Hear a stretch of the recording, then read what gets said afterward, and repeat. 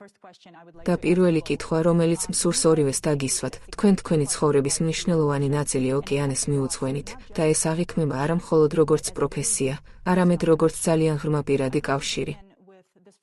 მსურს დავიწყო რა იყო ოკეანეში ისეთი, რამაც ასე მოგხიბლაც, რომ მიხვდით, რომ ის თქვენი ცხოვრების საქმე გახდებოდა?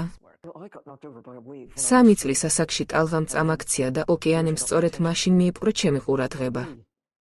თუმცა ჩემი ინტერესი საბოლოოდ იმამ განამტკიცა, რომ ბავშვობაში ჩემი მშობლები ნიუ-ჯერსიდან ფლორიდაში გადავიდნენ საცხოვრებლად და ჩვენ პირდაპირ წყლის პირას ვცხოვრობდით. იმის ნაცვლად, რომ მრავალი ბავშვის მსგავსად სპორტით ან სხვა რამით ყოფილიყავი დაკავებული, მქონდა ბედნიერება მექსიკის ყურე ახლოს გამეცნო. ჯერ კიდევ მანამ, სანამ წყალქვეშა ნიღაბი ან ლასტები მექნებოდა, უბრალოდ წყალში ვჭკუმპალაობდი და ნაპირთან არსებულ არსებებს ვაკვირდებოდი.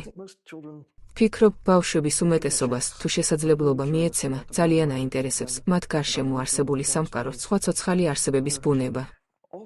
უფრო მეტიც, ნებისმიერი არსება, იქნება ეს კატები, ძაღლები, ჩვეულებრივი შინაური ცხოველები თუ გარეული ცხოველები, ფრინველები, თევზები, ზოგიერთი სწრაფი ციყვი, თუ საერთოდ სხვა რამ.